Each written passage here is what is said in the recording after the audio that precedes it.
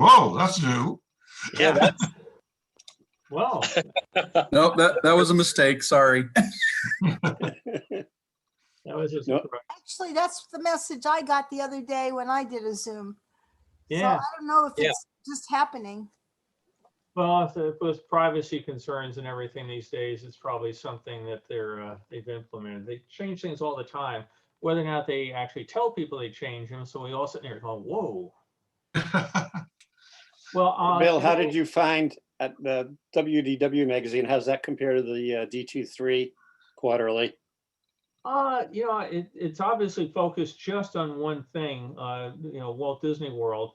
I'd say it's about the same sort of quality, about the same size too. You know, rather oversized magazine, and it runs. This one is how many pages is it? 64 pages. Oh, I even got a special thanks in the back. Neat. Okay, great deal. So yeah, it's like I said, a kind of a neat magazine. And the sad part about it is this is issue number, I don't know what it is, 93. So now that and I've got 2 of them now, so it means, oh my God, I got 90 something magazines back issues. No, must not do. They also have a digital version of it, so maybe I'll look at that so I'm not filling the house up, because 90 copies of this thing would be, you know, a giant pile. Okay, let one other person in. Don, I made you co-pilot for anybody else that shows up. All right. Appreciate today. Hope everybody enjoyed the Getty talk from last week. Carol had done, I think, a great job of taking us to the Getty.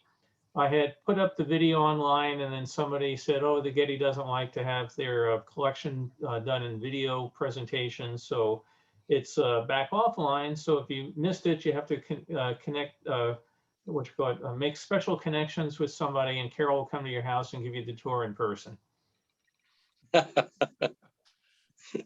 No charge for the talk, but she charges by the mile. So appreciate it. Today we're going to take a look at Walt Disney World through Disneyland through Vintage Viewmasters. I'm going to allow people to unmute themselves during the talk. So if there is particular questions or observations or comments you want to make, oh, Darren wants to know if the dog's going to come with you, Carol. They will, but you won't be able to hear her talk over them. So we'll get started here. We're going to do it like we did the last time. Let me just pull up the first image here. And then I'll be able to share the screen. 1 second. We're going to start again alphabetically. So we're going to start, of course, at Adventureland. And let me share the screen.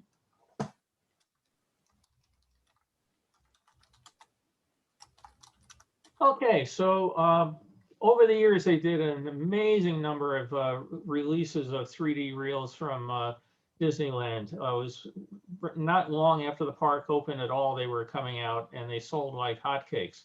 So over the years, they continued to do different versions, and we're going to see, you know, some sets that are similar, some sets that are different. Again, everybody's probably familiar with the Viewmaster reels. Here's just a scan of the ones in this set.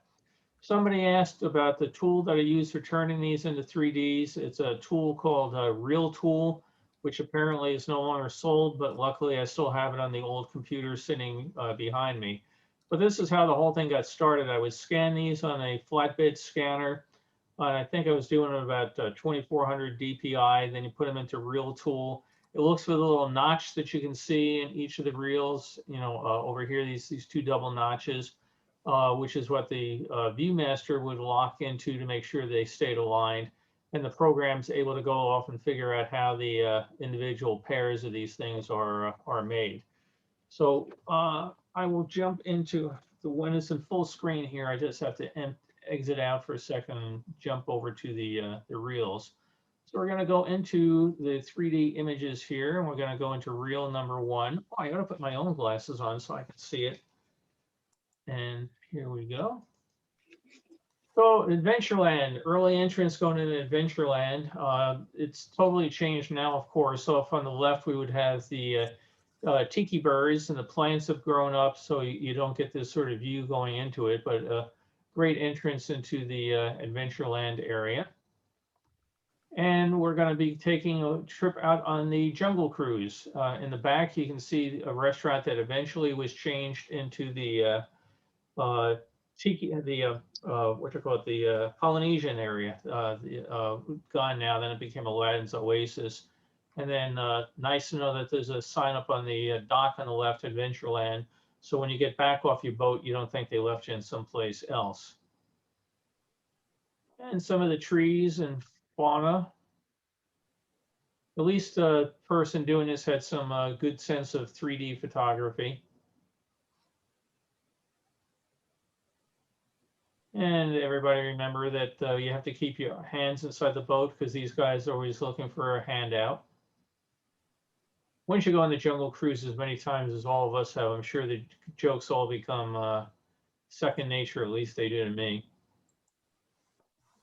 And thank goodness he's not wiggling his ears. We're not in any dangers.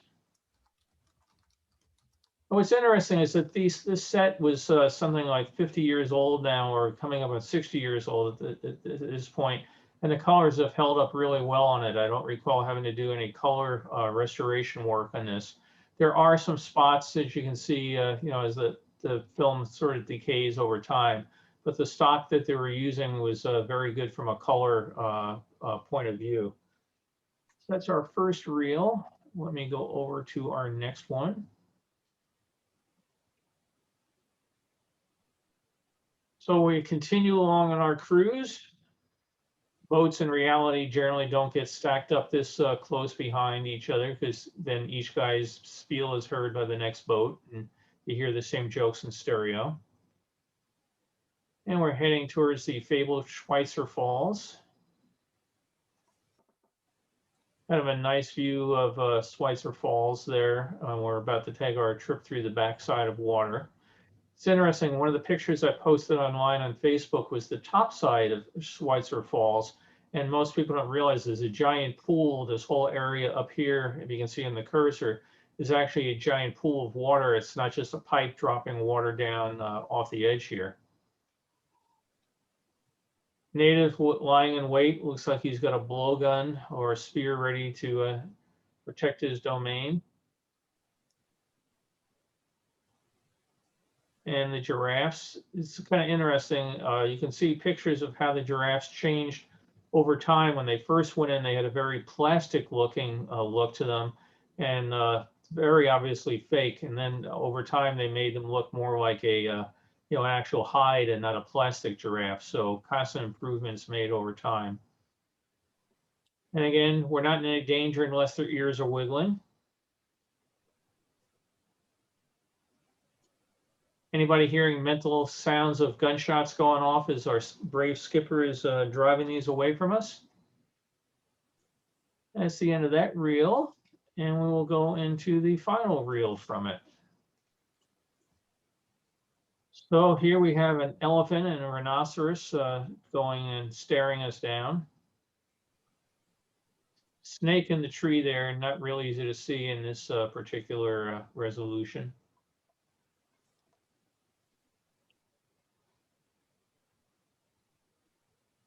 And finally, we're coming to the most dangerous part of our journey, the return to civilization. You can see the old Adventureland dock with two-story structure there. No idea why they finally tore that out and put in the more simpler one that they have now.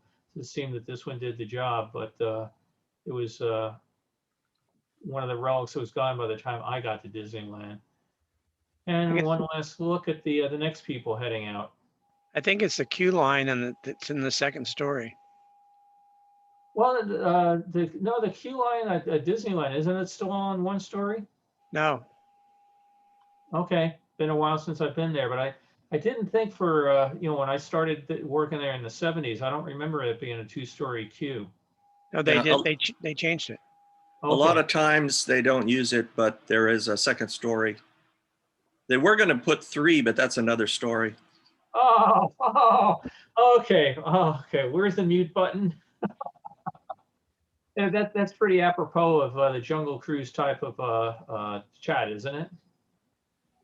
And one of the little souvenir stands off to the side, they were actually run at this point by a licensee, and It turned out to be one of the last licensees that was at the park when Disney eventually got around to dumping them all out and selling stuff on their own. But they brought in all sorts of rubber snakes and fake tarantulas and things along that line. You can get straw hats and all sorts of other things. So it was kind of interesting mixture of stuff that you had there. And as we've seen the backside of water, it's only fitting we see the backside of the Adventureland sign and the castle out in the background. So that gives us that look at that particular reel. And again, for those keeping score at home for your final test, this was reel 853. Again, they had different issues or versions of them so that they would then come out with, you don't have to just keep the one you have. Now you've got the R853 set. So we'll take a quick look at that. I haven't looked at this. If I find out that they're all pretty much the same, we'll take a different detour. But okay, we're still, again, this is the revised version. So it's a different entrance to Adventureland. Pretty much, I think they're going to be in the same order, but some different views. So rather than the last view being, this one was the last view of the last set, for some reason now they've made it up to the second row of this set.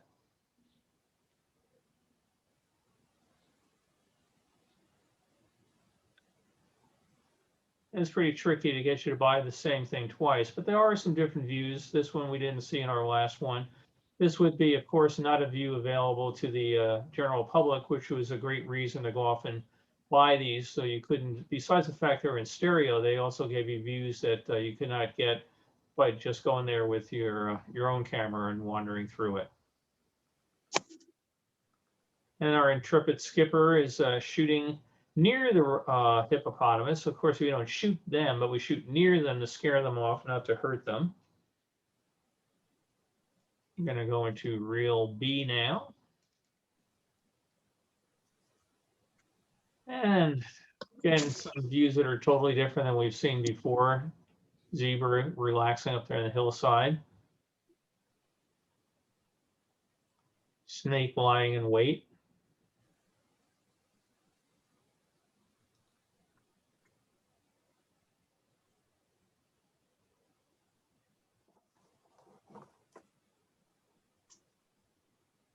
And I don't know if it's an African or an Indian elephant. Maybe an expert can tell us. And a giant ape waiting in the background to get us. I always got a kick if they would make a point we're all okay unless anybody's wearing yellow. And of course, everybody would look around to see if anybody was wearing yellow. And kind of a neat shot. Again, one that you're not going to get yourself too much. Giant butterflies.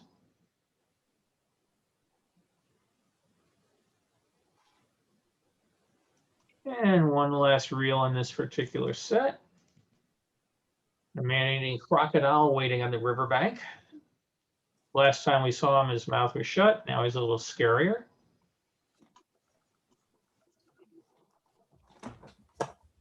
More of the natives hopping around.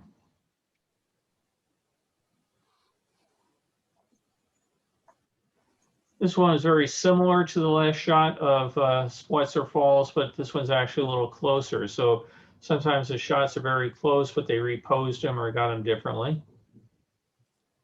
A boat about to take the perilous trip behind the falls. And there they are.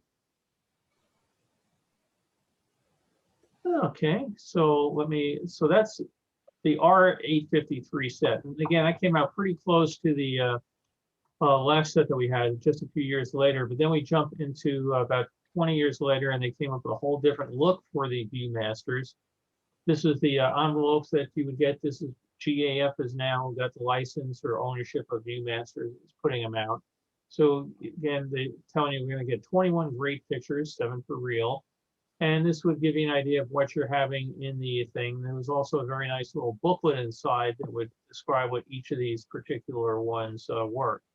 So we'll go in, you can tell just from the pictures here that we're going to, the title rather, that we're going to get some different pictures. So let me jump into the reels. Now, by this time, the enchanted tiki birds are off to the left. So the building now has filled in that particular area. And we actually get a view of going inside and seeing the tiki birds. So a good reason why they had chance to update all these. Plus just general things, the vegetation had grown in the Jungle Cruise, things were more pleasing to the eye than they were when it first opened up and first set of pictures were taken. So Wally Bogue, our master of ceremonies, is Jose. You get a nice view of the Swiss family treehouse. It was more added in over time so that the whole thing did not have to be just a Jungle Cruise. And we're heading out into the dangerous waters of the jungle. Nice 3D effect on the spider web. Kind of makes it hard to see the monkey god, but or the elephant god, he is back there. So we'll go on the real B here. The ancient city.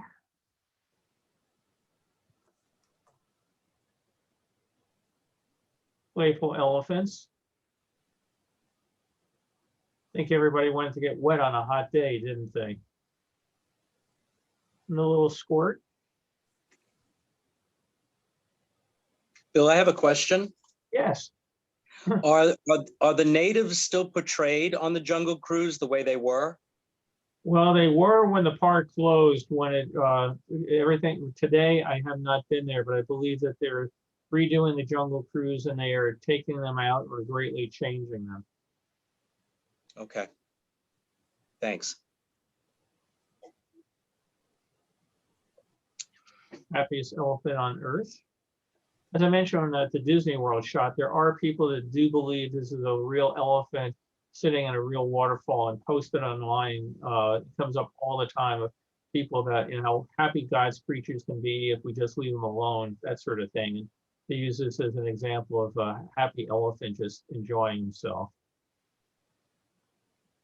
Before we had one zebra, and now we got a whole bunch and a bunch of giraffes out there. They're all watching the lions do what lions do. They're also, by the way, Joey, changing the Trop Safari, so all sorts of political correctness being introduced. Yeah, I figured. Yeah. Yeah, things change. So we got one more reel from this set. Let me go get it. All right, Skipper is firing away here. It's gonna scare these bad boys down.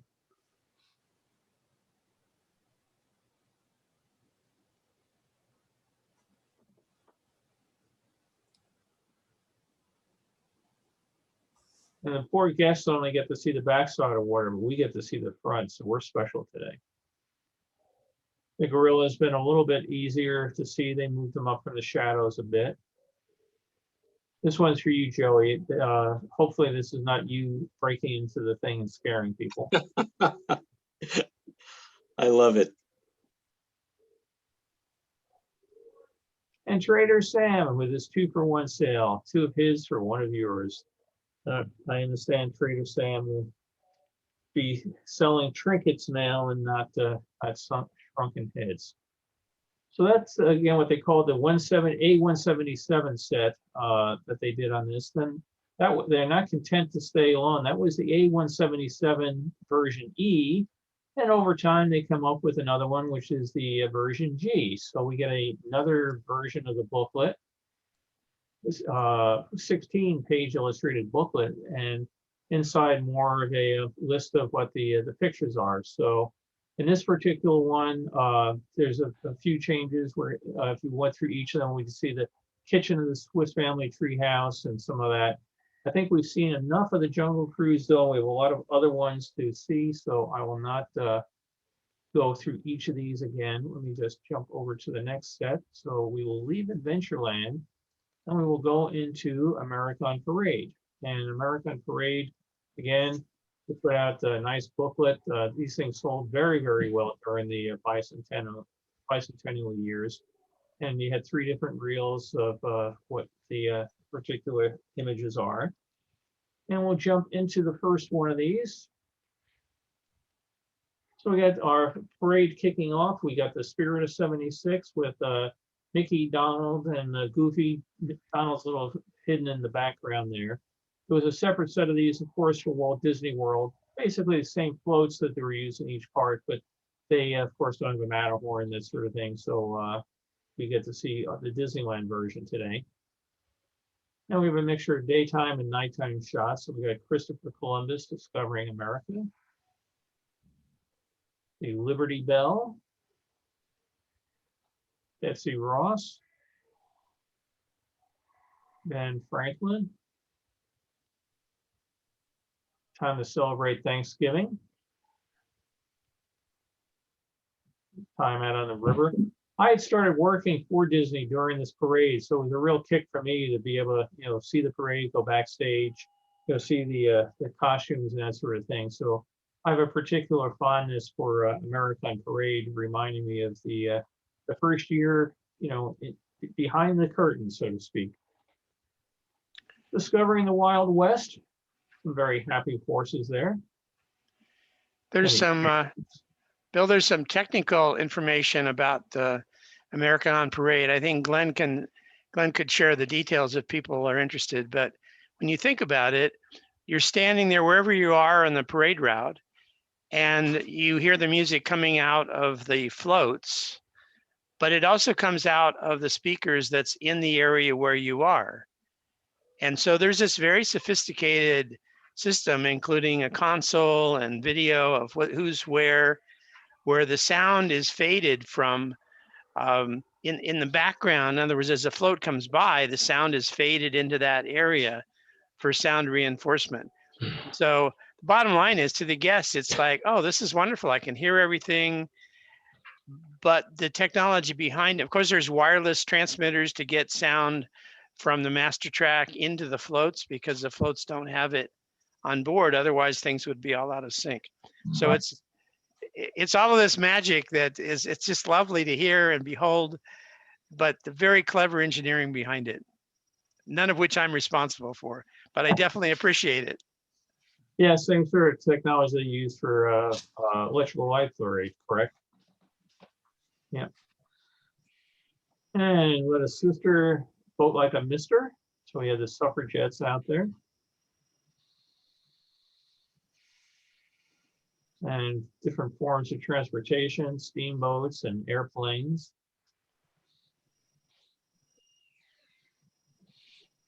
American inventions. And just think, someday that will fit in your pocket. And the characters, this one looks to me like a very staged picture. If you look behind the doors, you realize there's not one person out on the street actually watching the parade. And let's see where we are here.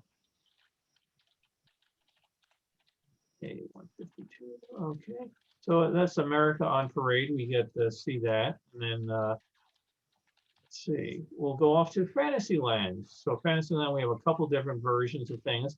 We'll start with the earliest one, set 854. And of course, the castle, and everything is very small. The trees and vegetation, everything down, because again, these were done in the very early years of the park. I just posted a picture online of the park from basically this period of time, saying how much I preferred the paint scheme back then. You can't quite see the pinks in this because the 3D glasses kind of wipe it out. But saying that the castle looks too garish to me today. And boy, if you ever want to get people going on Facebook, all you have to do is put up a picture, post a position, and you'll get a whole bunch of people that don't agree with you, and we'll be glad to tell you what an idiot you are. And the other people that come rallying to your defense, the next thing you know, you're just watching flame wars break out. But my feeling is that the paint scheme was good enough for Walt, it was good enough for me.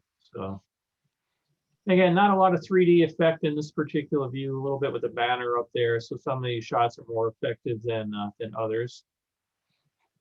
Back when we had the swans in the moat, this looks like it was done around Christmas time with the wreaths up on the banners.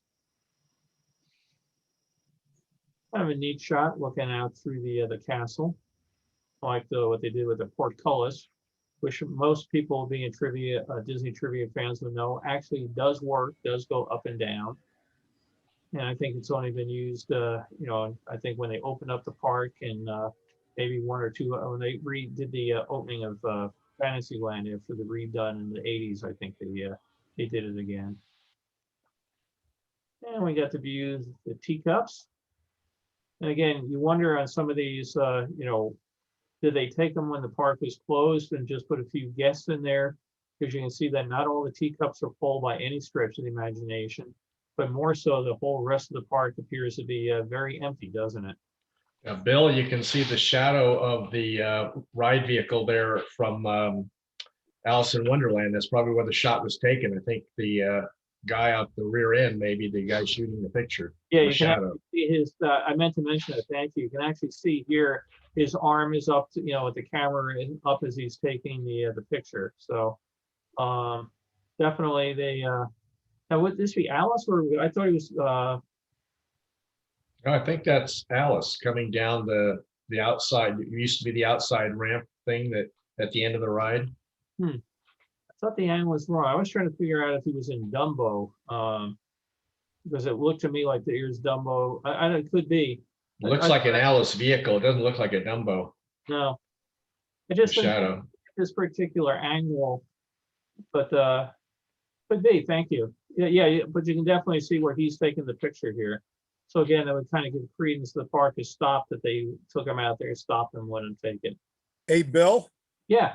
the other thing you mentioned about maybe being at a time when it was, not full, but if you look at the shadow, particularly the two light posts, and I don't know which way that thing is oriented with regard to true north, but the angle of the sun cast, or the angle of the shadow cast by the sun, would indicate to me that it's, either mid-afternoon, but it certainly would, or mid-morning, but it certainly wouldn't be late morning, late afternoon, or early morning, where guests would not be there. Was the park ever closed on Sunday? That maybe that's when they took it. No, it usually closed on Mondays and Tuesdays in the off season. So that may be it. That may be it. Yeah, it's when all the maintenance work was done. So sorry for the, hey, come on, girl, good girl. That's where, again, let me close my office door here. I don't know what's setting them off. No, not the mail lady today that I know of. Yeah, this is. The Mail's park in.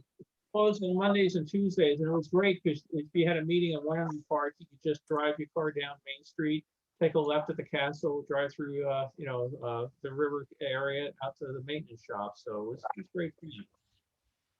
Been a long time since that would happen. Then they actually had brochures that would give you if you showed up the front gate saying, "We're sorry, Disneyland's closed Mondays and Tuesdays."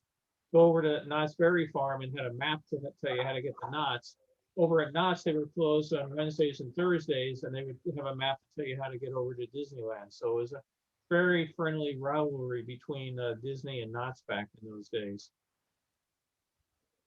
Back before the carousel horses were all white, it was a innovation that they did later. It was not there at the beginning years, but they decided that it was just like at the Magic Skyway for the World's Fair. Everybody wanted to ride the Mustang. Everybody wanted to ride the white horse. So after a while, the answer to that was everybody got a white horse.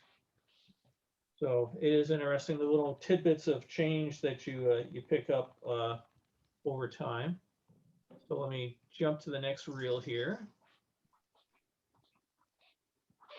Again, super early view of the pirate ship. Kind of interesting that most pictures don't have it in full sail. This one is looking really good. But another thing that's not seen in this particular one is the water effect at the bow of the ship, making it look like it was sailing. That's because, again, this was likely one of the days when the park was closed and that particular effect was turned off. But this whole area was taken out, I think, in '83 when the new Fantasyland went in. But a very early picture because you can, again, tell from the size of the vegetation. So the park's open at this point. Somebody has gone up into the rigging and getting a nice shot coming on down. Very early picture of the Casey Jr. ride, and you can see zero vegetation other than weeds along the edges of it here. The patchwork quilt was added later on. Hey, Bill, a quick question. You mentioned about the ship's effect of sailing or moving. What is that? I'm not familiar.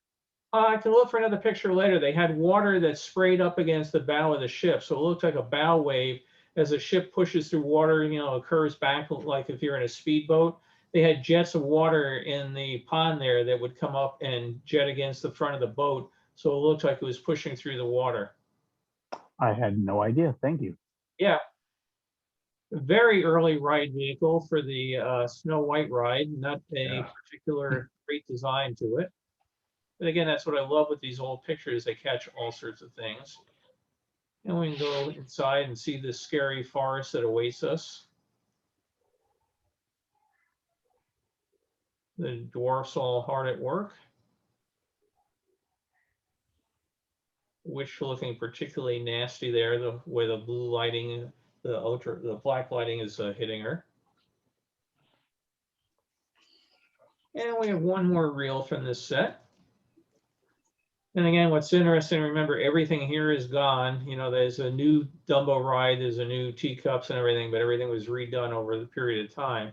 So again, very empty. You can see the Autopia up in the background, no vegetation. This would again been the first year or two of the park. You can actually, another thing that you don't generally get in most views is if you look down here, you get a rare view of Breakland, one of the areas that was held off of the employees to enjoy themselves. So you got a whole table and a bright umbrella to go sit in and enjoy yourself back in Breakland. Yeah, at least it was still themed. Yes, yeah, it's probably because it was cheaper than getting a different umbrella. Over here would be the Fantasyland Theater, you know, great spot to go, and then the Welch's Grape Juice Bar, and again the ship out here out in the lagoon. This one again is early. There's no Skull Rock back here that had yet to be added into the area. Dumbo, this one, if you were able to look at it full size, you'd see it's the flapping ear version of Dumbo. The mechanism is right up here. Whether it was actually flapping that day or not is unknown because they didn't flap very often. And one of the Peter Pan ride, looks like a good line for it that day. And some happy adventures about time, ready to set sail off into it. And then down below, the Jolly Roger and Mr. Smee and Captain Hook and everybody waiting. And of course, the alligator or crocodile rather is waiting for him here. And Smee is ready to blast us out of the sky. So that's that particular set, and we will jump back into more of Fantasyland. So they came up with what they called in later years the A178 set. We'll take a look at that. The castle now has a lot more vegetation around it. Ivy going up the sides, all sorts of flowers. The trees have grown to be much more prominent. And inside, the walkthrough is open. So when the castle was first done, it was just a facade, empty shell, actually, not really a facade, but an empty shell. And over time, they added in the Sleeping Beauty walkthrough. And out here, we still have a mixture of horses in different colors. We have a white horse, a black horse, a brown horse. Get a kick out of the hat that the girl is wearing. In the middle of the three girls was a hat, basically a cardboard hat that they sold at Disneyland that were real popular in the 50s. So it helps us date the shot. And Alice and the White Rabbit are taking a nice ride around out there. More happy sailors off to Never Never Land. The grotto was added over time. So again, not an opening day attraction, but people probably familiar with the fact that this was a mistake when they made it, that they did all the characters the same size. So Snow White is actually the same height as the dwarfs, but through interesting use of forced perspective, they were able to disguise that so effectively that when they built Tokyo Disneyland, the Japanese insisted on having a duplicate of this set made over there for Tokyo. Off to see Alice. And the teacups, obviously the other one was a day closed. It's a very, very busy day today. And looks like one empty teacup for some reason back behind the lamp there, but maybe they're just getting seated and that one hasn't filled up yet. And the next reel will come on a moment, 1 second. So the dwarfs have changed. They put a lot more color into them. They're looking a little bit more cartoony than when they first opened in the other one, and a little less gruesome. The Dumbo ride has been changed. If you may remember, I mentioned the other one, you could see that mechanism right here on the moving Dumbo ears. It is not here. There's a telltale lump right where my cursor would be. Hopefully you're seeing the cursor, but by this time Dumbo has lost his flapping ear capability. The Skyway has also been added in the background, so lots of changes since the last reel. I do not see the water mechanism working on this particular one. I will have to find a picture of that so we can show it. But the Skyway doing well there. Skull Rock, one of my favorite areas in the old Fantasyland, added in. And again, this is the sort of thing I mentioned in a prior talk that I think made Disney stand out. $0 recognized by putting this thing in. They added it in so they could have a picnic area for people sitting at the pirate ship restaurant. But they could have done totally without building the whole Skull Rock Mountain, without the waterfalls and everything. But they spent all that money not to sell extra tickets, but to just add to the ambience. And I think it's what's continued to make the park successful. The canal bank looks a little bit more grown in and less sterile than it had in the first shot. And it's we can start dating this now that this is mid-60s because Small World has been transplanted out from the World's Fair and is open there in the background. And the canal boats going around, having a nice time out. When this first started, you had both male and female tour guides. For years, it had then just become females, and I think it's back now to a mixture. Sorry, just texting over to the next slide. And we get to go to reel 3 now. So as mentioned, Small World has opened, and the whimsical clock is counting down the time until the doors will open and show us the time. All the dolls here were brought out from the World's Fair. The ride was expanded, so some different ones were added in.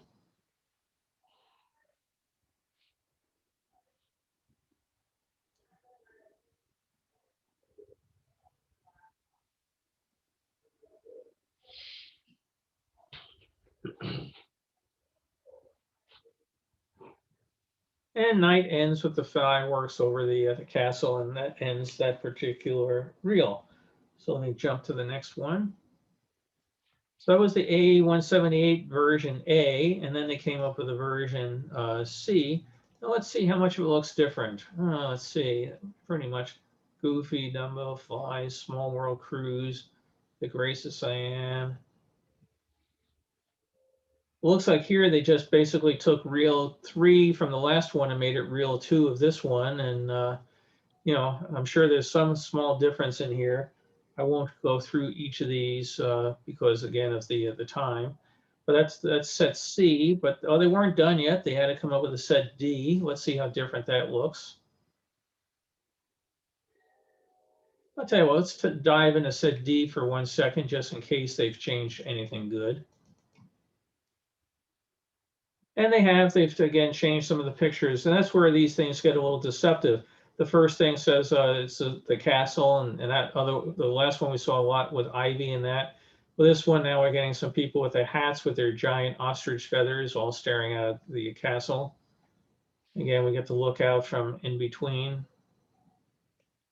But we do get some different shots added in, the 3 little pigs. And of course the big bad wolf, Brave Kid. And some of the shots are the same. And others are close, but just a little bit of a different angle. Before we saw Skull Rock during the day, now we get to see it at night. We saw it at night, now we get to see it during the day. Look, the kid in the teacup reaching out, trying to get to the Mad Hatter. This may be 40 years old, but it hasn't changed. Kids still like to torment the characters. So let me go into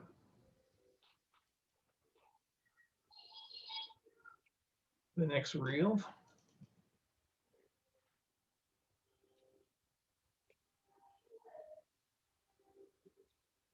This one looks pretty much similar to what we've seen before. Again, slightly different orders of things.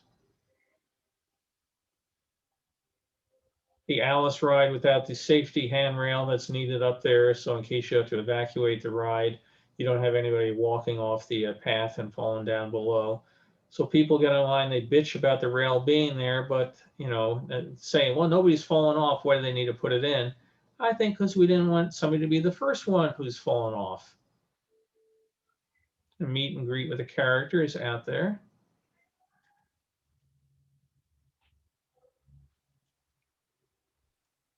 And one last reel here from this.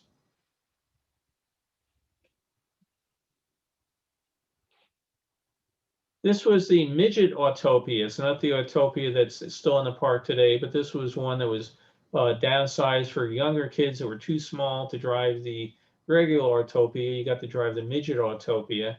Was there for a number of years, taken out, was donated to the city of Marceline, where Walt grew up, and I believe it's since been restored. It had been running, didn't run. I believe it's been restored, and you can go see it again. These kids have been riding that ride for years now. Slightly closer view of Mr. Smee. So again, very similar to the last picture, but just a little bit of a different angle and a little bit closer. Again, back through the walkthrough. And we got the castle at night, but this time they were too cheap to spend for fireworks. So let me take us out of Fantasyland. This was the version D of this particular set, by the way. They also came up with a version E, so I won't bother going into that because we'll never get out of anywhere.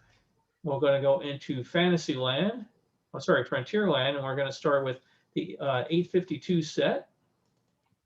Again, these would have been done real early after the park opened. Again, you can tell a lot of that from the lack of vegetation there inside. So there's the entrance into the stockade, the Davy Crockett Arcade in the background. Kind of interesting, the Indians are putting up the American flag for us.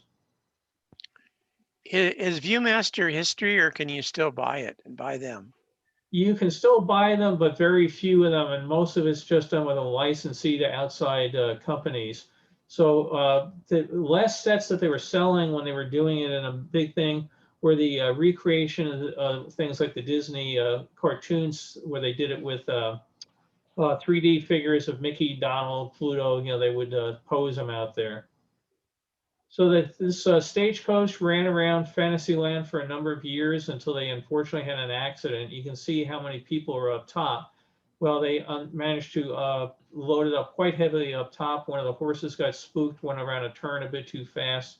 Stagecoach flipped over. There were some minor injuries, luckily nothing major, but that brought the end to the stagecoach ride. The stagecoach would get held up along the way. So you can see a black Bart here has come out and held it up, and the stagecoach driver is putting his hands up to surrender. But not to worry, because if we look to the right, the sheriff is riding up to our rescue, and he would help save the day. So again, sort of the street entertainment that was very prevalent in the park in the days when the streets were not too crowded to have street entertainment. And the sheriff has done his job. He's caught the bad guys and he's bringing them on in.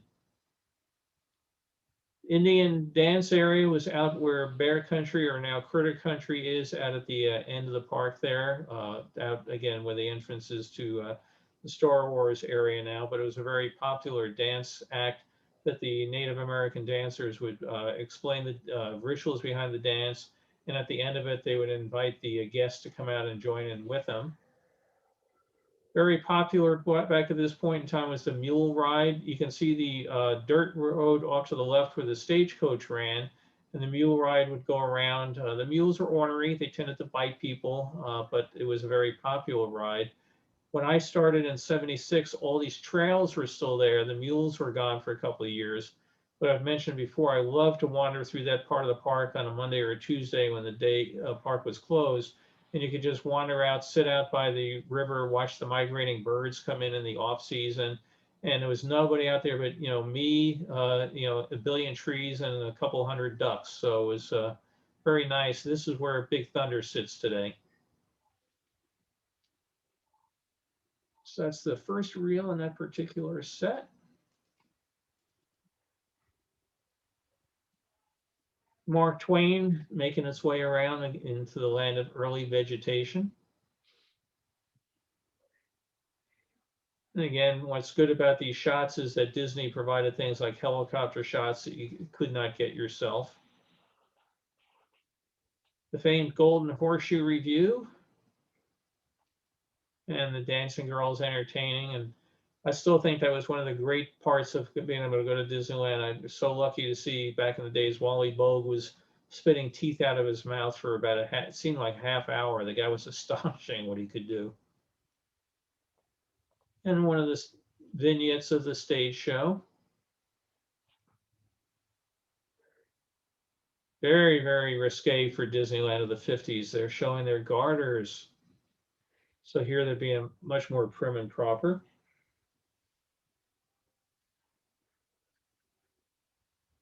And we'll go to the third reel in this set.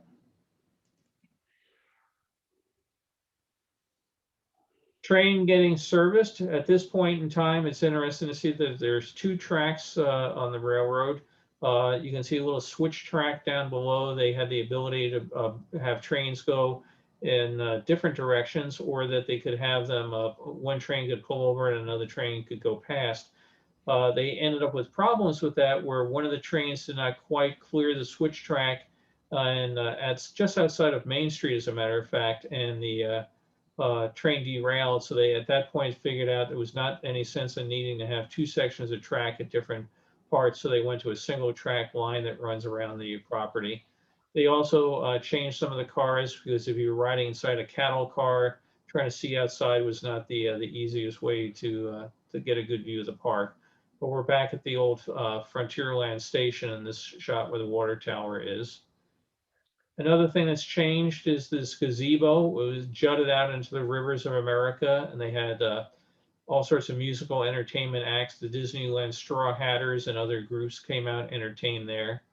So again, things that have all changed and disappeared. Fowler's Harbor, and in the background, Fowler's Inn. Admiral Joe Fowler was one of the big construction guys behind getting the park built, and he had been one of the big guys behind getting the World's Fair built, and then Walt Disney World.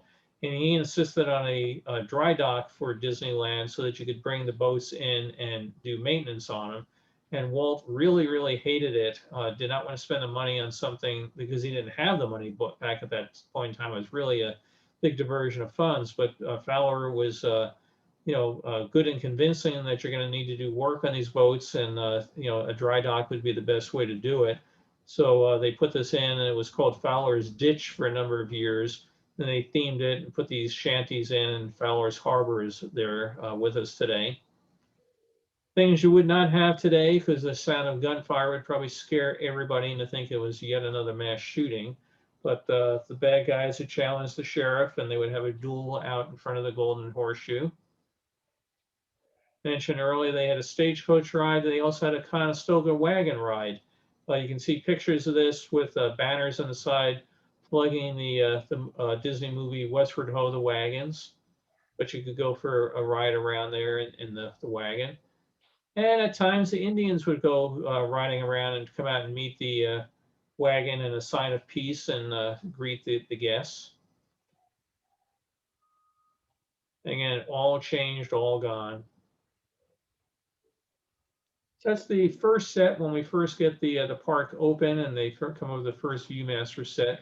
So that was what, again, was the 852 set. We're going to jump up about 20 years later. We're going to go into a more modern set with some totally different views. And you can see here, we're going to be seeing the burning cabin and the mine train and all sorts of other things. So everybody hold your on your breath for the breathtaking rainbow caverns. And we'll go jump there. So we're getting into the entranceway again. Things have grown up a lot. Things are looking a little greener and lusher. Nice shot of the Mark Twain. The gazebo is gone. Again, I don't know exactly what year that was taken out. We see the cabin burning and the settler lying there. And again, if we wanted to get into the bad puns of old things, people are saying he's wearing an arrow shirt. And of course, it doesn't burn today, and the dead settler is gone. And when it was burning, it just became his moonshine still exploded. Another thing that flipped over because it got too top heavy, we're seeing a pattern here. Everybody went to right on the top of the keel boats because they had the better view. You were inside and you were basically looking out one side, you didn't get the view on the other. So everybody went up top, and then on a windy day and a little bit of fast boat, the thing dropped a bunch of guests into the water, and that was the end of the keel boats. Disneyland band entertaining out on the front of the ship. In the back, you can see the dock out on the island where they had real live fishing. Tom Sawyer would sell you a bucket of worms and you could go out and fish out there. And they've introduced the Columbia out sailing around. Sometimes you see with the sails up, most times you do not. Nice view of the mule train heading out into the wilderness. And we'll go to the next reel, 1 second. So by now we've changed a whole bunch of Frontierland from when it first opened. We've introduced the mine train rain out here, and we're going to be going through the geysers and the caverns and all the rest of it. So heading on off into Nature's Wonderland, going first through bear country, and you can see all when you're there, I don't think they show up too well here. The bears are in the water, scratching their backs along the trees and that sort of thing. Here's some of them right here.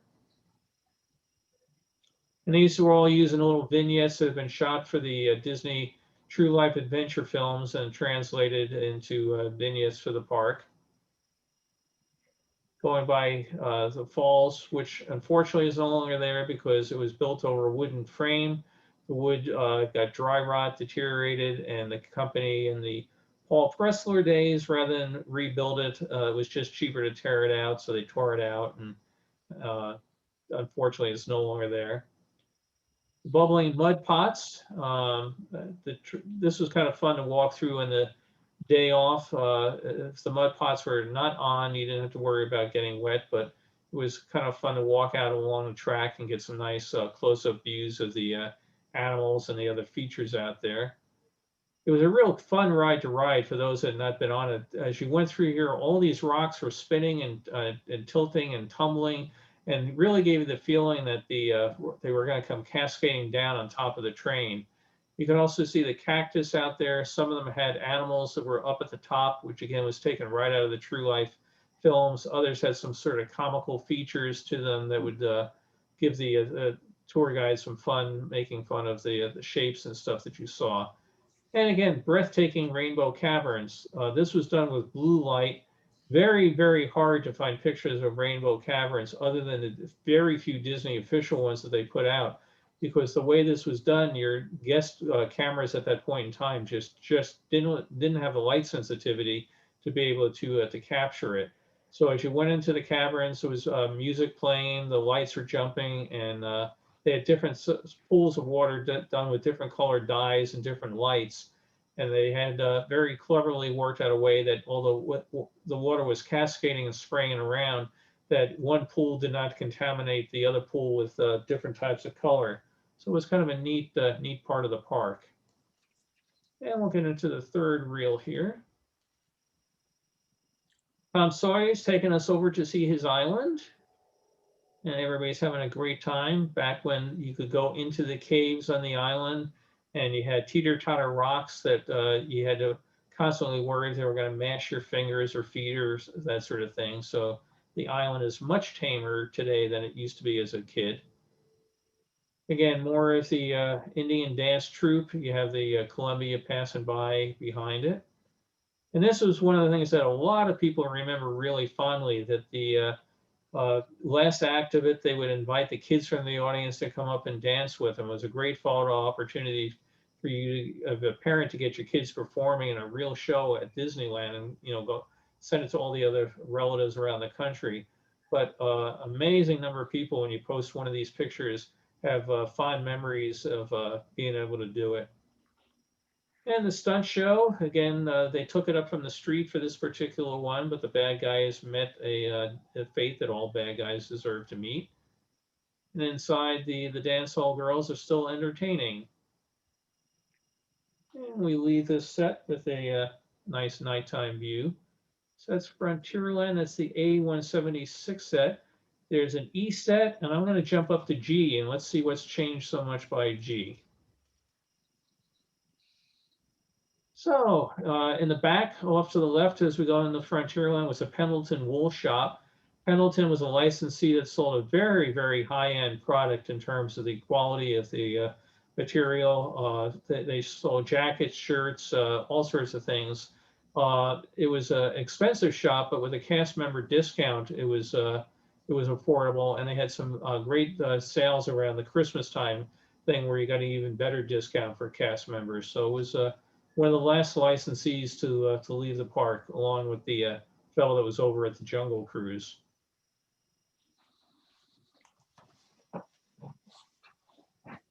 And the Columbia sailing around. Tom's taking us back over again. Keelboats are still going. They ended sometime in, I don't remember, it was the 90s, I think the keelboats ended. Oh, if you look down at the front of the keelboat, the wave at the front, that's the same effect you would have gotten on the pirate ship in Fantasyland. It was a jet under that. This is obviously the water really being pushed by the actual moving keelboat. But that's the same look and effect you would have gotten over at the boat in Fantasyland to give it a impression that the boat was moving. And we're inside the sadly departed Country Bear Jamboree. The 5 bear rugs. And we'll jump to the next reel. So 1 second. Bubbles, Bonnie, and Beulah. The swinging Teddy Barra. Big Al. And we're back outside, a view we've seen before. So again, they like to throw different things in there, mix it up a bit. Rainbow Bridge off to the side. Some of the buildings repurposed into Big Thunder.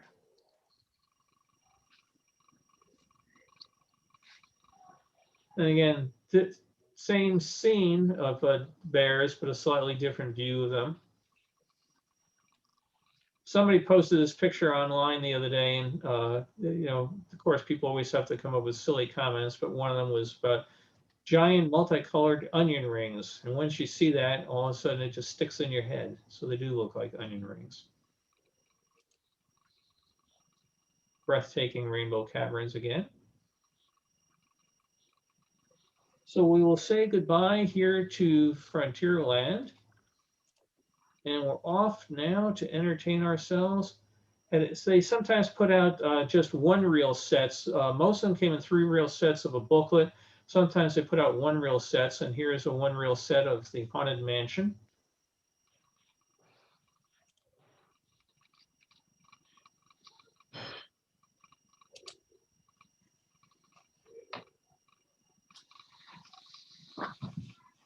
Madame Leota.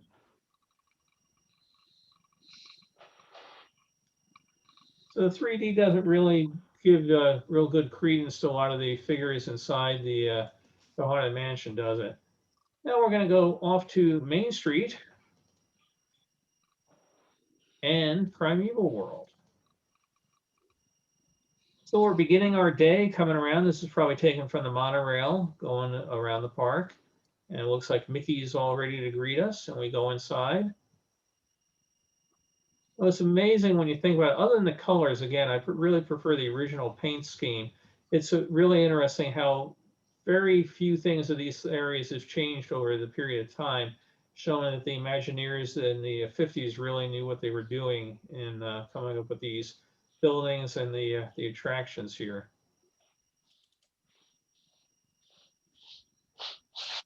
Bicycle built for 4. We've seen that before in other days. On the bank building back there was the Bank of America building, and now is used as a Disney gallery. It had been the annual pass processing area for years.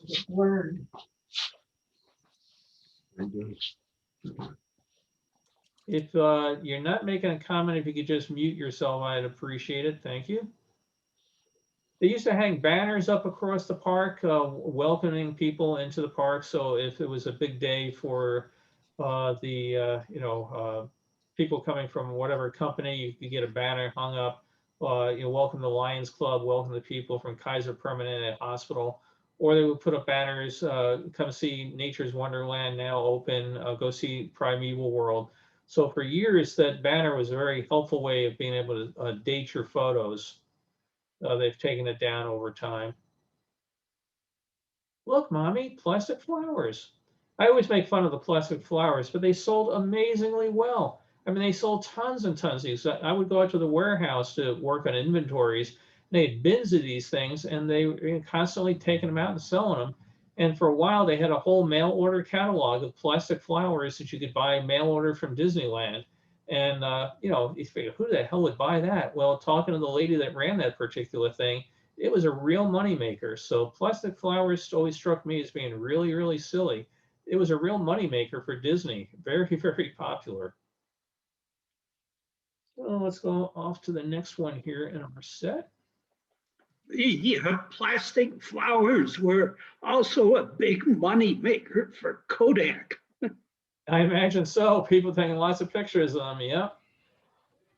And Mickey's. Well, I was going to say, Bill, one of the things, if you think about the setting where they were down one of the little side streets, it always looked very beautiful because they had tons of these flowers out and they were put out nicely, not like when you go to, say, Hobby Lobby or something like that, and they're just stuck in bins and there's just rows and rows of them. So I think that inspired people to say, ooh, that's really nice. It'd look nice at our house, and they'll buy, a couple of bouquets or whatever they did. But I think that might have been part of it too. Yeah, I totally agree with both of you. It's to me, I was looking at it as when the first time I got out here, I think I was 24. So I'm looking at it from the eyes of a 24-year-old guy going, what the heck? I'm not looking at it from the picture of maybe a 40 or 50-year-old housewife that would like to put some color in the middle of her house in North, Dakota in the middle of winter. So yeah, everything's relative. Again, some changes here. Sunkist is, changed over time, but the Penny Arcade, some of the insides of the buildings have changed, but the facades are still the same. All the color scheme has changed a bit. Well, going down the street, looks like it was the middle of winter because there are no leaves on those trees. And yes, let's go to Disneyland. Let's spend all of our money to go inside and play checkers. So, but great fun. There were always people in there playing checkers, when this was available. But you can see the thing back in the logo, C&H Sugar sponsoring it at this time. Kind of a pose picture, I'm sure. I would not want somebody driving that car down Main Street with guests in it and wearing the heads with the visibility that they have.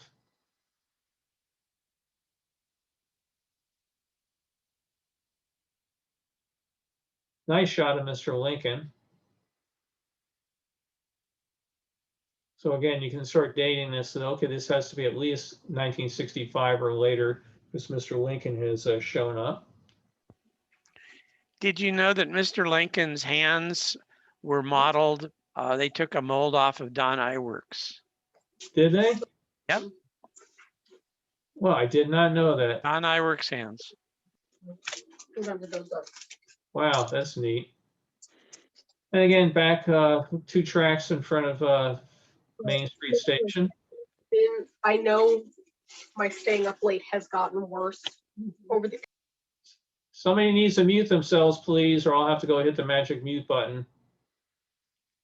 We're inside Primeval World now.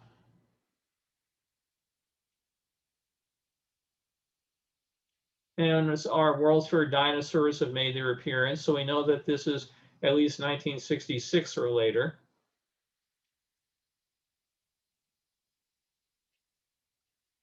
I always felt sorry for these guys. It's what all of Southern California is starting to look like. And again, I mentioned my office was right behind that volcano in the background, so at night I would just hear these guys roaring nonstop. I always felt like it was 1964 again. So we will jump out of Main Street. Well, let's go actually, that was what they call the A175 set version C. Well, this changed so often that now we're going to go take a look at version J. Let's see what they've changed over the years. I have some in between, but we're not going to look at them all. Oh, we're running in time already. Wow. I'll have to start hopping up. So again, different view of getting into the park. One familiar view from the earlier set, but many of the others are completely different.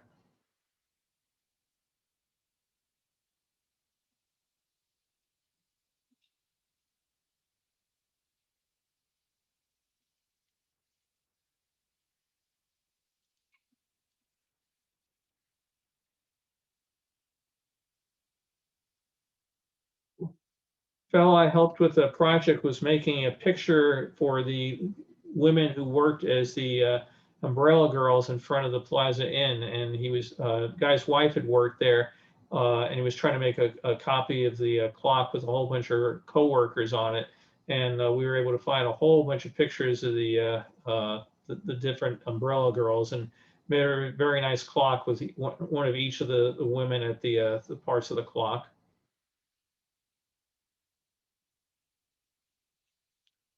Game's over. So CNH sponsorship over. These are the sort of things you just notice as you go through it over time, the little things that change.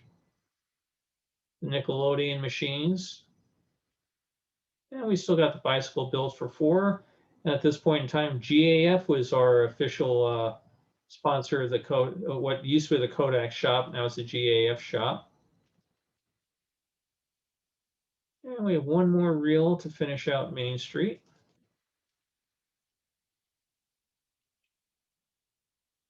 Again, I think they just took the other reel because these guys didn't age or change much, not a particularly great reason. Oh, how many people remember coming down and listening to this great performer at Coke Corner? I mean, I think he was there 30-something years playing the piano and very, very popular. Nice 3D view of the band. So we'll finish with Main Street, and we're going to go, oh, well, that was actually the Main Street USA and Primeval World set. There was another set that was Main Street USA, and this was when the park first opened. So we're going to go real fast back to Main Street because I think the early views people may get interested in. So little area here, if my mouse shows a little souvenir stand just inside when you went in, it's no longer there. Another one dotting around area in front of City Hall. Whoops, I hit the wrong button. Let me fix that.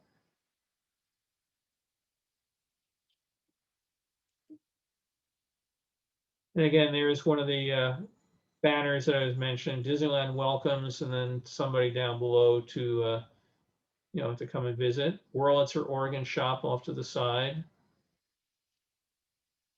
Today, the fire wagon just sits inside the firehouse, no longer a working attraction. The Opera House at this point did not have Mr. Lincoln in it. I don't know if it had anything open when this particular shot was taken because it was used as a facility to help build the rest of the park. Then it became used for different things like Babes in Toyland, other odds and ends. Disneyland Police Department, back there, you get your lost kids today, you get them off at City Hall.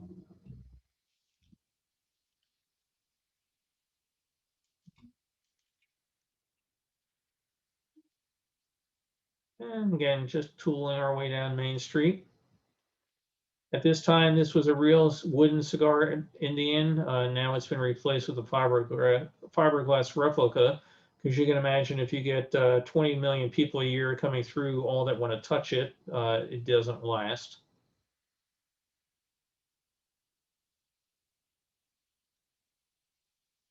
And Gibson greeting cards, they were there before Hallmark was. As Brock mentioned, the street looks really good when it's full of flowers. When it first opened, it did not have the flowers, but it was interesting because if you look back here, one of the things it did have was a pen shop. And it was actually a shop in there and sold fine writing instruments. And somebody the other day was going crazy trying to find a picture for work they were doing of things that have changed on Main Street. That was not part of Gibson. It was a separate licensee that sold high-end fountain pens and things like that. So again, things have changed over time. I don't think I want to argue with him. He wants us to come with him. So again, great 3D shot, the hand coming out. Carnation's wagon.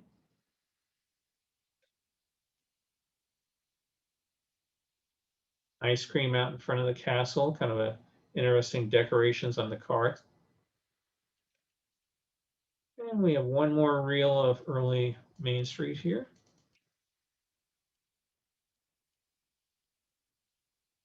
So looks like the characters are all taking a bit of a break there. I'm sure this was not when the park was open.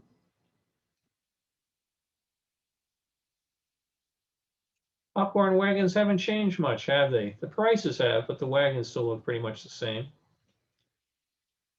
Grandstand that was out in the park for the early days is now, somebody can I'm sure tell us, in a different park down in Orange County. And originally been put on Main Street. They felt it blocked the view, then they moved it out near the castle area. They used to have, oh, this one got damaged, has a big blob on her face, but out on the porch area that was, you can go in, if you're very lucky, get to sit in the chair out on the porch and watch the parade go by. They actually had figures out there at this point in time. It's kind of a creepy looking lady. And I think this was when this was the Ruggles China shop.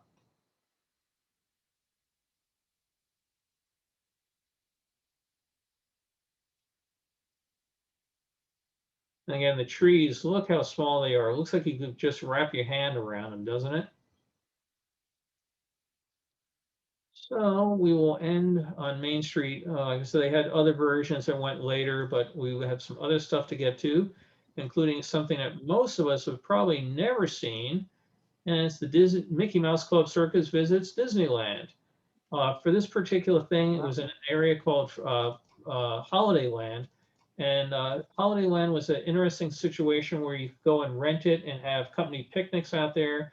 And they had all sorts of things like egg tosses and sack races and that sort of thing. And they put out the Mickey Mouse Club Circus there, which brought in on certain days, not every day, but performers from the Mickey Mouse Club. And this 3D reel captures some of that. So we talked in the past about way over to the right, you can see, you know, coming soon, International Street grand opening. Well, it never came to be, but we have a special parade going down Main Street for the circus. And we get to see some of the Mouseketeers. Is Darlene off to the left? I'm not sure who's in the middle. Bobby off to the right. And they're proudly flying their Mickey Mouse Club banners as they're coming down the street. They brought in all sorts of acts from different things. Circus wagons that had been used for the movie Toby Tyler. When did the ticket books with A through E cease to be? They stopped in the 80s. I don't remember the exact year, but they stopped in the 80s. So we have a bunch of clowns coming down the street. And they're all trying to get you to go over to see the circus.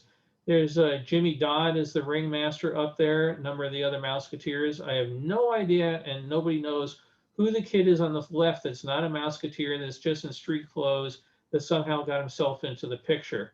So Ned's down at the bottom right, and then there's Dorleen and some of the others. But if anybody ever figures out, and none of the Disney historians I've talked to have ever figured out who that kid is, because he's not one of the Mouseketeers. We figured maybe it was the photographer's kid, and he got it into the picture.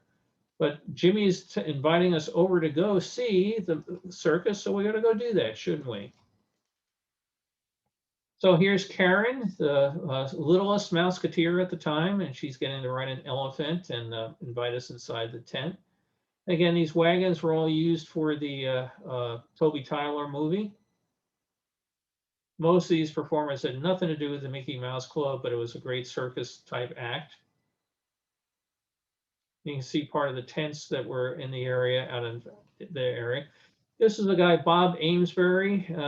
He was another adult, did a lot of the acts. Never got any billing by name on the show, but he did a great act. Tragically was killed in a car accident. But he did a great act as Bobo the Clown. And he did all sorts of other acts in the Mickey Mouse Club. And there's a thing of Royal British Grenadier, and the kids all try to make a British soldier react to something as he's standing there with his big hat on. He did all sorts of things like that. So now we're going to go over to the circus tent. But that's on yet another reel. So the main entrance of the tent and some of these little gazebo type things that I mentioned earlier were strewn around the park. And inside, you got to see a circus. All sorts of acts, animal acts, trapeze acts, horse acts. It was a tremendous effort that they did, and it was a giant flop because people did not want to pay the money to go to Disneyland and go see a circus, because they could see the circus as it came around on their annual circuit to their town, and they didn't have to take time out of the day at Disneyland. It was also very hot inside the tent.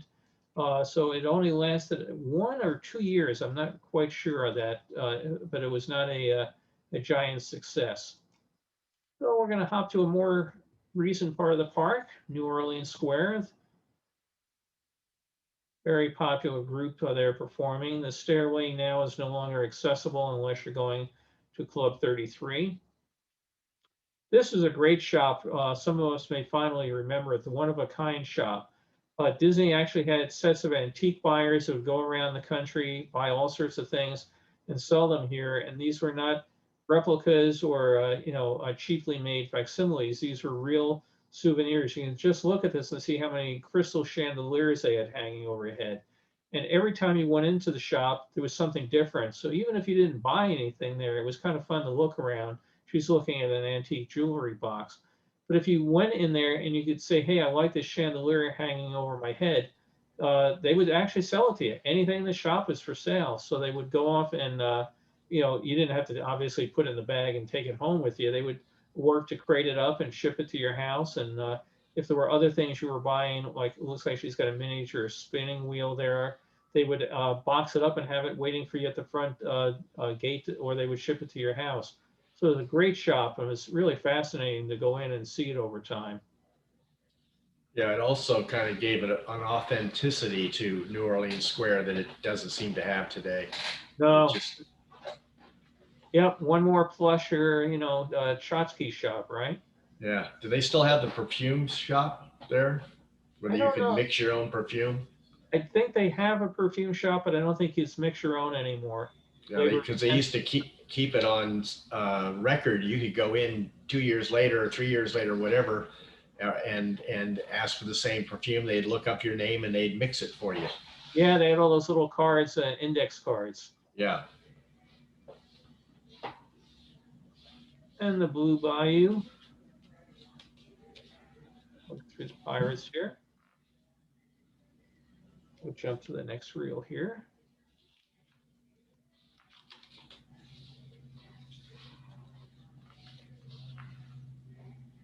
Brock, we're just getting a little noise. If you don't mind muting, if you could. Sure. Thank you. And again, these are the thing that made the reels neat to buy, because you got to get views that even if you took it with your own camera as you went through there, besides annoying the hell out of everybody else that you were in the boat with, you would never get shots that were as good or as had the depth that these do.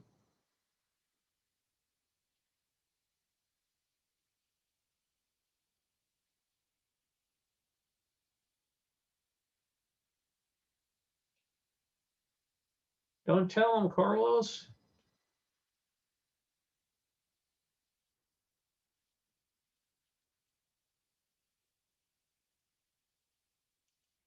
And one last reel will take us out of here.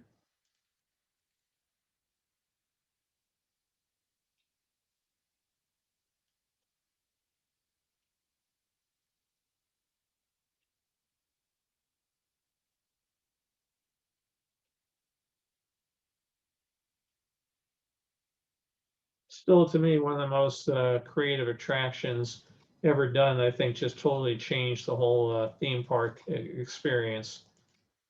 So we're going to take a real quick look here. After a while, they realized the Haunted Mansion didn't stand on its own. So let's put out a reel of putting it out together, and let's see what they have.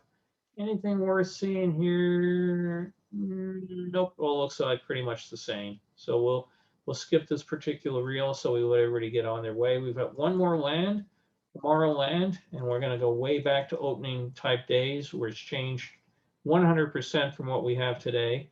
Matter of fact, it's changed how many times since then to what we have today. But the world clock going into Tomorrowland. And theoretically, you could look anywhere in the world and it would tell you what the time was, the different time zones. You can see just the edge of the sign off to the side for Sarkorama, the first 360-degree film. TWA Rocket to the Moon. And we're inside, so you get to sit in your giant seat, look down, or your seat rather, inside the giant rocket, look down at the screen below. And then the seats, I don't think this particular version had the effect where they would move enough in the bottom of the seat to simulate the G-forces on you as you were taking off. And you can see the very stylishly clad hostess standing there for this audience, which strikes me as not being open when the park was open, because everybody's very neatly dressed, and it looks like they're pretty much wearing all the same sort of clothes. So then you had a flight circle. You could go out there and you could bring your gasoline-powered planes in and fly them around. It was very popular. People would hang around there. You can just imagine the noise and the smell of all the gasoline engines, but people would drag their chairs up and watch it. You had a giant telescope. This was done by Reynolds Aluminum. This is not the Mighty Microscope ride that we're familiar with from the Adventures Through Inner Space. The Autopia, before we saw the Midget Autopia, this was the original Autopia with no rails on it, so it was the biggest bumper car ride on the planet Earth. Imagine how many people over the years must have ended up with whiplash out of that. And we're over Tomorrowland. The two domes down below are not nuclear reactors. It's sort of like driving past San Onofre, but that's where each of the theaters were that you would go into the TWA ride, and you had twice the capacity because you had two sets of theaters simultaneously, one loading and unloading while the other was giving the show. The Phantom Boats, a ride that did not work well. The idea was at first you were going to be able to go and have a nice ride around the lake. They decided they had to have somebody come and put you around, take you for rides around the lake. And if you look at the boat in the front over here, you can see the engine. These boats totally overheated when they had a plastic cowling over the engine. So they took the cowling off to try to make the boats last longer. They still overheated, so they have to have tow boats that would go and haul people back. So the Phantom Boats were one of the first, if not the first ride that was put into Disneyland, was an abject failure and taken back out. Flags of the 50 states. At this time, actually, was, yeah, I guess was, well, maybe it was, when did the others come in? This might have been 48, I don't know. And they had a character shop inside one of the buildings. We've seen other shots where they've been out on the street. This was actually inside a shop, so they got pictures here of them working away. Again, on Railless Autopia. This guy had to be very, very hot. I mean, the character suits are bad enough, but be wearing a giant glass bowl over your head, really, it had to take it. And you can see the scouts in front of them are paying a little bit of attention, but they're much more interested, I think, in the behind them where they're flying the model planes. Monsanto's exhibit on molecules and all the wonderful things you could do with them. And let's see, we got one more reel from the early days here. The actual filming Nautilus of 20,000 Leagues was on display along with the sets that they had moved down from the studio in Burbank. So I would have loved to have seen this, being a huge fan of the movie, to be actually able to walk through the sets, not recreations, but the actual sets used to make the movie. Shame that when they scrapped this, they didn't save all this. It was just gone. The Captain Nemo's parlor. Oregon, which has been repurposed and is now the Oregon inside the Haunted Mansion. Look at all this wonderful stuff, and you're able to just be an arm's length away from it, just one velvet rope between you and the Nautilus. The giant squid menacing you outside. And the top deck that they had built for the squid battle in the tank in the studio in Burbank. All brought down there. So it Bill? was, yeah. Just to let you know, some of that stuff was saved because we repurposed it and used it when we first opened the Living Seas Pavilion at Epcot Center. We had the part of the queue went through and we had a little section dedicated to that. And the model that you saw there was part of it, and some of the suits were part of it. I'm trying to remember what else was there right now, but there was some of it saved, but a lot of that, yes, was destroyed. The actual sets themselves, we got mostly props. Yeah. Yeah, when I was in the archives down in the basement, they had a set of the diving helmet and the whole suit, the boots and everything. And my God, they weighed a ton. Absolutely. I picked up the helmet, and oh my God, this thing weighs a ton. And then the boots had to be 20 pounds each. I mean, it was astonishing how heavy they were. Of course, when you get in the water, the buoyancy of the suit when you fill it up with air negates that to a certain extent. But yeah, they still had one of the dive suits in the archives. They had the Nautilus model, which has gone on display. They had it out here at the Ronald Reagan Museum a few years ago, and I got some nice shots of it. And Disney still owns that. So we're going to go into a slightly later year. It's still the original Tomorrowland. And Circorama has now become America the Beautiful. Monsanto is still off to the right. And they've introduced the wonderful House of the Future, the 3D, the plastic house there looking good in 3D. And we get to see our Matterhorn, the climbers. Better them than me. Over time, TWA dropped the sponsorship. Douglas picked it up. I still say the difference in the paint scheme. TWA just looked nice and futuristic. Douglas, just doesn't thrill me. Another, the Disney came and went rides real fast. The Flying Saucers. Carol, my wife, got to go on this. I never did, but they tried it again as Luigi's Tires, and it still didn't work. So maybe someday when they get to a maglev version of it that can take us up and doesn't rely on jet air, things that will do it will work. But Tomorrowland has changed over the years. We've introduced the monorail, the nuclear submarines. So just going underneath the waterfall into the building. And some underwater shots. The Utopia has now picked up a rail. You can see it's an authentic creation of LA traffic. Look at all the traffic jam on the other side. Motion shot of the Star Jets going around. And we got one more reel in this set. The Matterhorn bobsleds, picture today that wouldn't look much different, although they've changed the amount of snow up in the mountain over the years.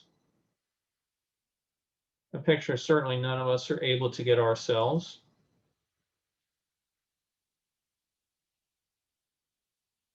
The original seating of the Matterhorn.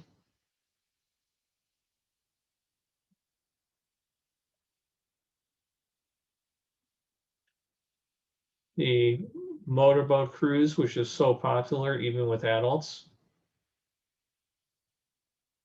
So that's Tomorrowland in the early 70s.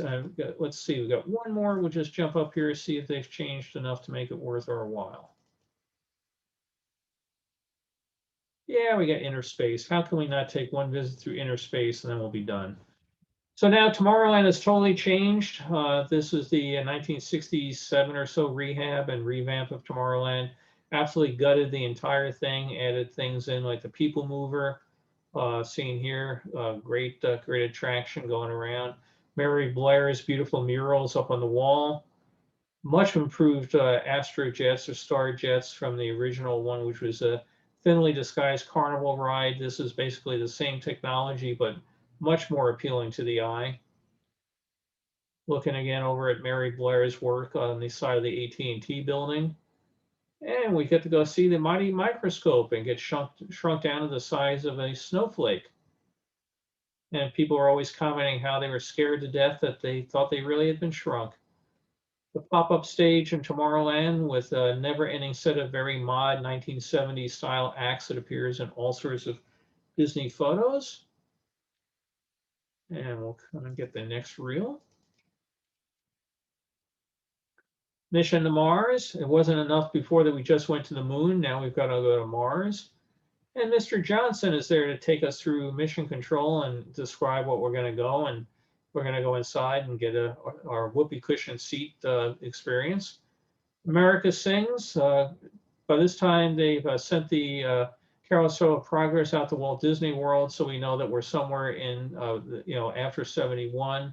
In this particular thing, we got America Sings in there. We got Sam the Eagle and his friend the Owl, and of course up at the top, Pop Goes the Weasel. And I love this show. I just thought this was great. Never got tired of it. And as I watch these scenes, all the music is just pouring through my head on them. And I think we got one more reel, and that will end us for today. Let's see.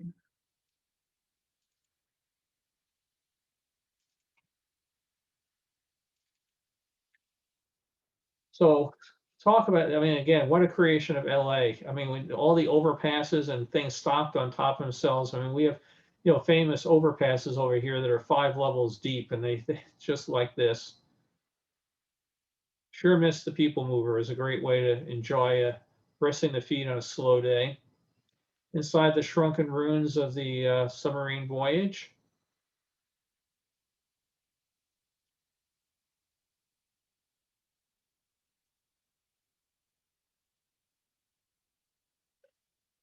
And that, as they say, is that.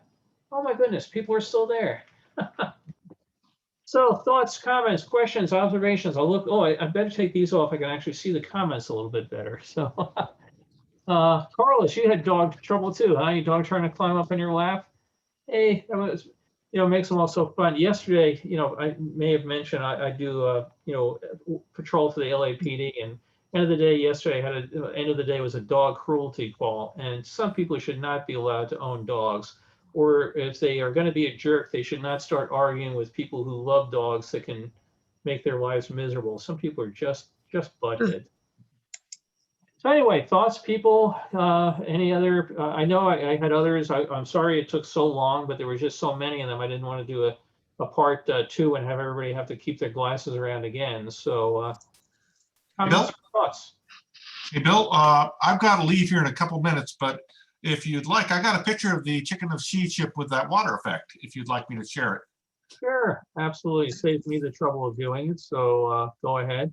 You sure had some connectivity issues today, didn't you? Yeah, I think the storm has been causing problems because it was going out for just long enough to kick me off and then coming back on again. It was driving me nuts. So let's see. Here it is. I believe this is it here. Whoops. Yeah. It's saying the screen sharing is disabled. No, we're seeing it. We're seeing it. Okay, interesting. So that's what it looks like then. You can see it breaking off the bow. So how did that work? Just water jets, just bubbling water, just the same way they do the rapids in the when they had the motorboat cruise. The water did not go through the rapids fast enough that you were actually having real rapids. So I put a small hose and blow air up against it, and it looks like you're getting the effect of water there. Anyway, I have to run. Thanks again, Bill. Great presentation. We'll see you all in a couple of weeks. Yeah, have a good trip to San Diego, Don. Thanks, sir. Have a good trip. Well, thanks, sir. Later on. I've got a question about the Nautilus model. Yeah, go ahead. Yeah, were there any models besides that one that were saved? Because I was looking at the video of set of 20,000 Leagues, and one of the things they said was that they made models that were compressed so they could shoot them with a regular lens, but then project them in CinemaScope.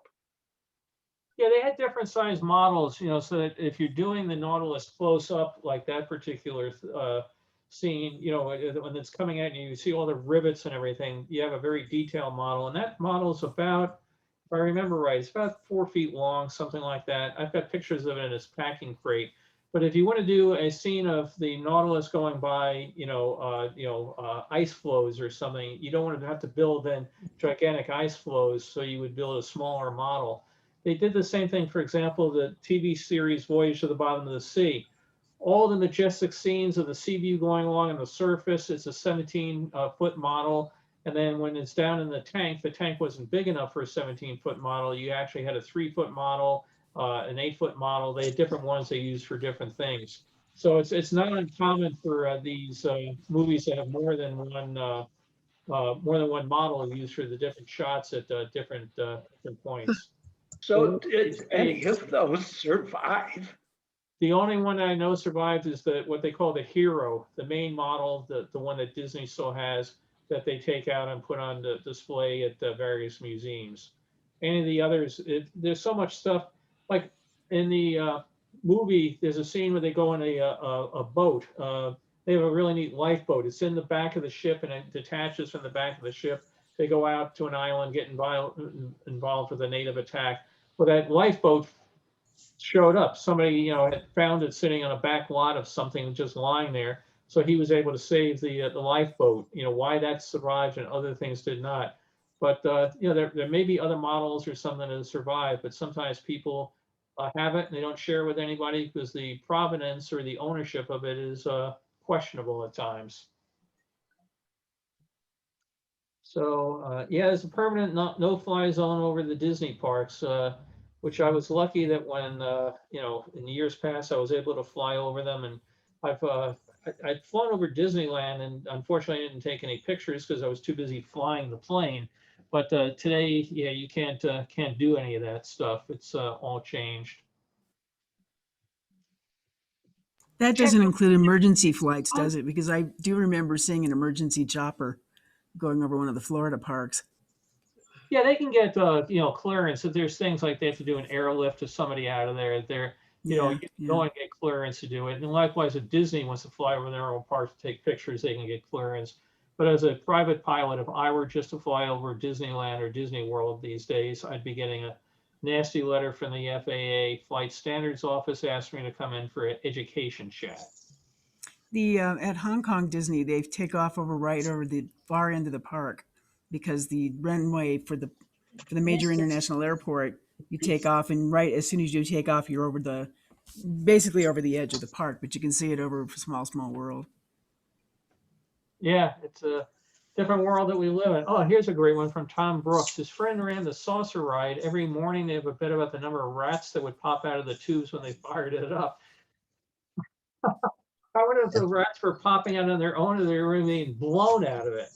Yeah. No, oh yeah, they were blown out.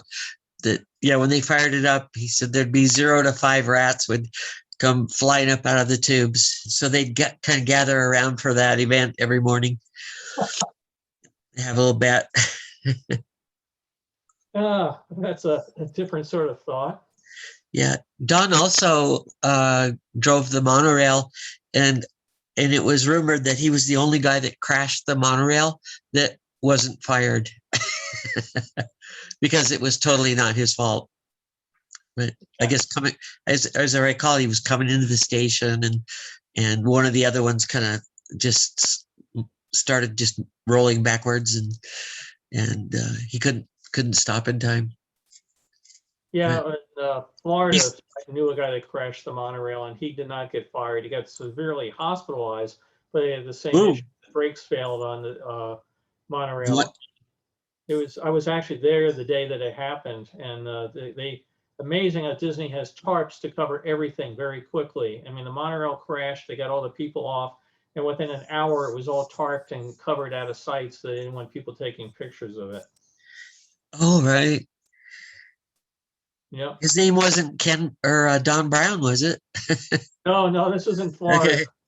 Yeah, no, this is Oh, an Florida. unfortunate situation.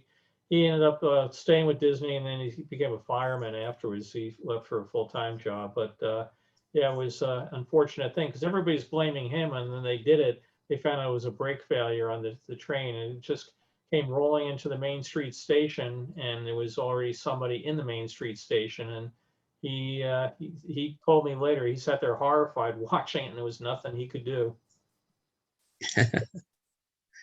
So Yeah. even the best of systems, occasionally, every now and then, that's where you learn and put better brakes and change things and put them in. So, were you waving, Ken, to us or just to somebody else passing by?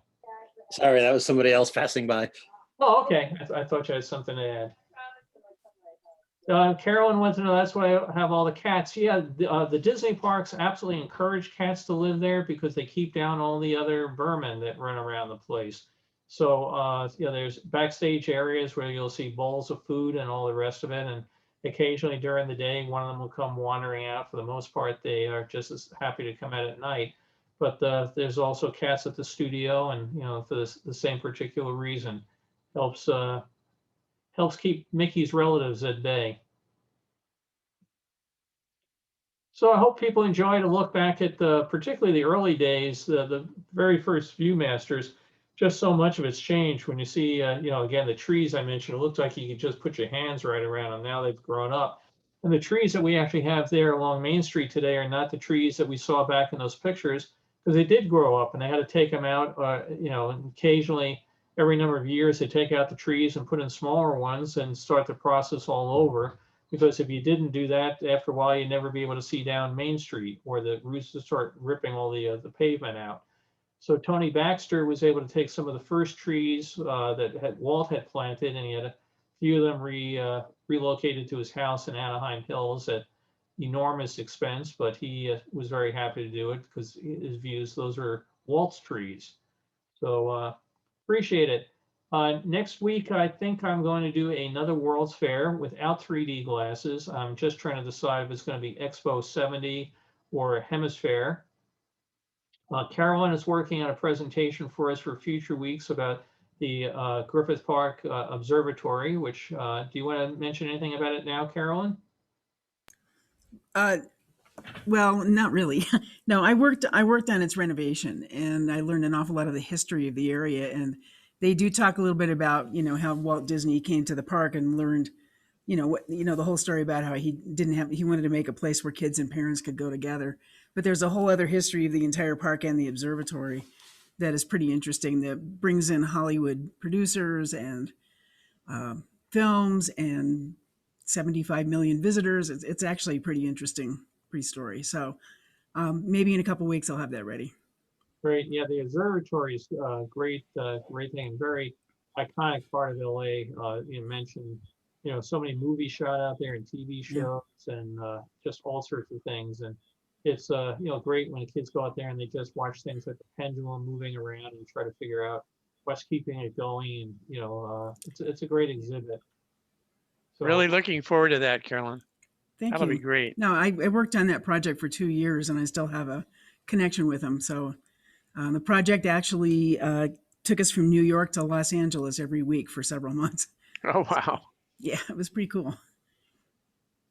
Great. Well, I hope anybody else, I hope I didn't bore you to tears, but again, I enjoy, I haven't looked at these for a while myself, so it was fun to go and see some of them. It's just changed so much. And I'm sorry for the repetition of the lousy jokes from the Jungle Cruise, but I figure if they're not going to do it, I'm going to do it. So everybody should be seeing the Jungle Cruise movie coming out soon. I guess I am not going to race to see it because I still have horrible memories of going to see the Haunted Mansion movie or the Country Bear movie, or it seems like every movie they make of the attractions. I guess Pirates came out okay, the first one at least, but some of the other attraction movies have just been terrible. So I actually I have to be careful what I say because The Rock was the star of the new Jungle Cruise movie, and he's also the producer of the Disneyland Behind the Attraction series that's supposed to come out next month.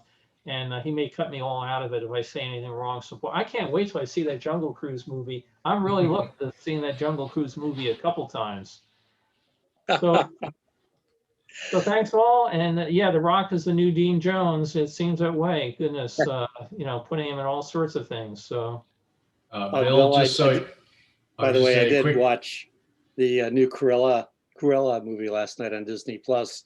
It's actually pretty good. It's a fresh view of it. I think it's not just a retake, turning it from cartoon to live action, whatever. And it is a origin story for Cruella. It's pretty well done.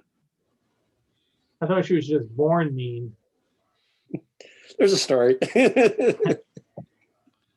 Bill, just to let you know, the sun did come out here about 10:30, just as you were finishing America on Parade. So if it hasn't come out there yet, it should get to you soon. It looks a little brighter, but I'm just as happy for it to stay gray as keeps down the air conditioning bills. There's no sun out yet because I just went to get the mail. Oh, great. Well, thanks, and we will see you next week. And again, appreciate folks like Carolyn and Ken have done other talks. If there's particular things you'd like to do and introduce, please feel free, and because it makes it a lot easier for me. Thanks all. We'll see you next week. Thank you, Bill. Bye-bye. Bye.